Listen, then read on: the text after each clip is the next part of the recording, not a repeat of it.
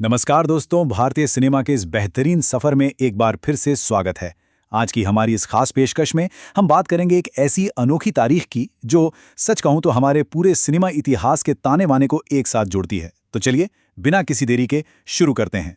जरा सोचिए, एक नोबेल पुरस्कार विजेता, एक कमाल के शास्त्रीय वायलिन वादक और एक निडर डॉक्यूमेंट्री एक्टिविस्ट, इन तीनों के बीच आखिर क्या कनेक्शन हो सकता है? जवाब है एक बेहद जादुई तारीख, 7 मई। जी हां, 7 मई। ये एक ऐसा दिन है जो सिनेमा की दुनिया में महान हस्तियों के जन्म से लेकर उनकी भावपूर्ण विदाई तक हमारी यादों के कई दरवाजे खोलता है। मतलब ये सिर्फ कैलेंडर की कोई आम तारीख बिल्कुल नहीं है।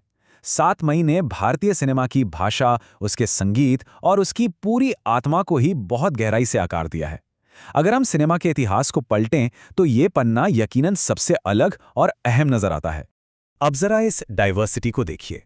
बंगाली और राष्ट्रीय सिनेमा में लेखक निर्देशक रविंद्रनाथ टैगोर, तेलुगु और तमिल इंडस्ट्री के दिग्गज निर्माता अभिनेत्री पी कन्नम्बा, उड़िया सिनेमा के लेजेंडरी संगीतकार भुवनेश्वर मिश्र और तमिल सिनेमा के बेबाक निर्देशक एसपी जनार्दन, बॉलीवुड से लेकर टॉलीवुड तक, ये सभी नाम इसी एक तारीख से जुड़े हैं।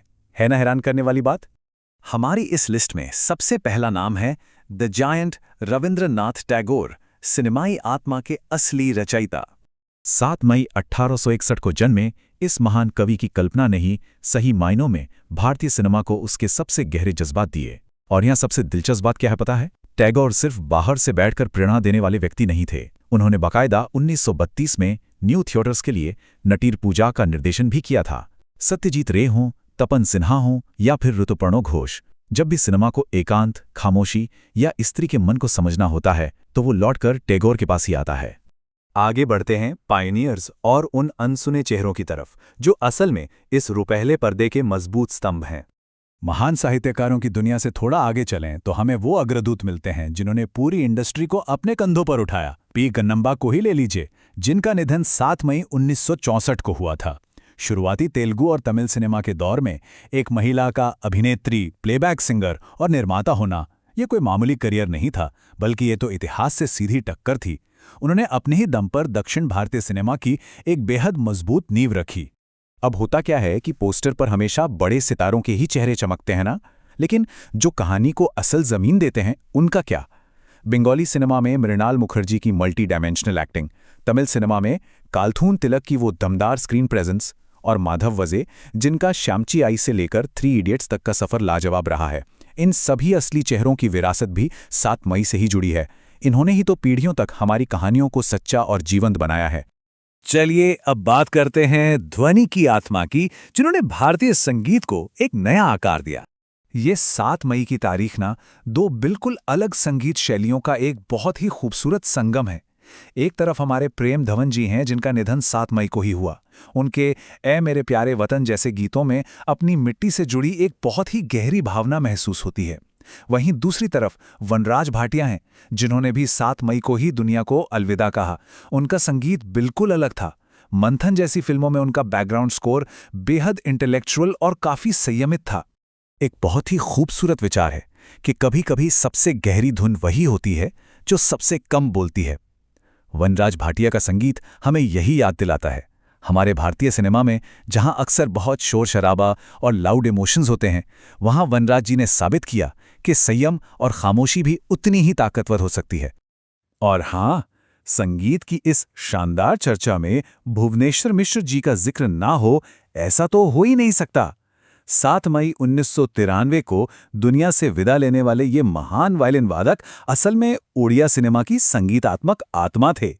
उनके क्लासिकल अनुशासन ने उड़िया सिनेमा को उसकी एक बिल्कुल ही अनोखी और गरिमामयी पहचान दी। और अब आते हैं सिनेमा के उस रूप पर जहां सिनेमा सिर्फ पर्दा नहीं, बल्कि एक आवाज है, समाज का सच्चा आईना है। क्योंकि सिनेमा सिर्फ टाइम पास या मनोरंजन के लिए नहीं होता। 7 मई को जन्मे national award winner SP Janardan को ही देखिए। उन्होंने अपनी फिल्मों के जरिए समाज से सीधे और तीखे सवाल किए। पर्यावरण, श्रम, पूंजीवाद और विज्ञान जैसे भारी भरकम मुद्दे। यरकई जैसी फिल्मों के जरिए उन्होंने दिखाया कि कैसे बेहतरीन मनोरंजन के साथ साथ गहरी सामाजिक बहस को भी पर्दे पर उतारा जा सकता है। देखा जाए तो मेन स्ट्रीम सिनेमा हमेशा बड़े सितारों और फ्राइडे की ग्रैंड ओपनिंग के इर्द गिर्द घूमता है, लेकिन डॉक्यूमेंट्री सिनेमा, वो तो पूरी तरह से सच्चाई, गवाही और समाज को आईना दिखाने पर टिका है। चालम बेनूरकर जैसे कमाल के डॉक्यूमेंट्री फिल्म मेकर, जिनका निधन भी 7 मई को हुआ था, उन्होंने चिल्ड्रन ऑफ मिनी जापान के जरिए चाइल्ड लेबर जैसे गंभीर मुद्दों को तब उठाया जब मेनस्ट्रीम सिनेमा शायद इन विषयों की तरफ देखने से भी कतराता था। अब इन सभी धागों को एक साथ समेटते हैं द कंप्लीट कैनवस, और एक ऐसी विरासत जो हमेशा याद रखी जाएगी। सिनेमा इंडिया याद रखता है तब भी जब दुनिया भूल जाती है। सच में भारतीय सिनेमा सिर्फ कुछ गिने चुने बड़े सितारों और बॉक्स ऑफिस के आंकड़ों की कहानी बिल्कुल नहीं है। ये तो टैगोर जैसे कवियों, कन्नम्बा जैसी बेखौफ निर्माताओं, माधव वजे जैसे बेहतरीन अभिनेताओं और बेन्नुरकर जैसे डॉक्यूमेंट्री फिल्म मेकर्स की असली कहानी है। यही वो लोग हैं जो पर्दे की इस विशाल दुनिया को पूरी तरह से मुकम्मल करते हैं। तो सिनेमा के इस शानदार और विशाल इतिहास के पन्नों को पलटते हुए एक सवाल जो जहन में जरूर आता है वो ये कि इसके बाद किस अनसुने नायक की विरासत को हमें सामने लाना चाहिए, क्योंकि सिनेमा की इन स्मृतियों और सच को जिंदा रखना ही इन कलाकारों के प्रति हमारा सबसे सच्चा सम्मान है। इस खास सिनेमैटिक सफर में हमारे साथ जुड़ने के लिए आपका बहुत बहुत शुक्रिया।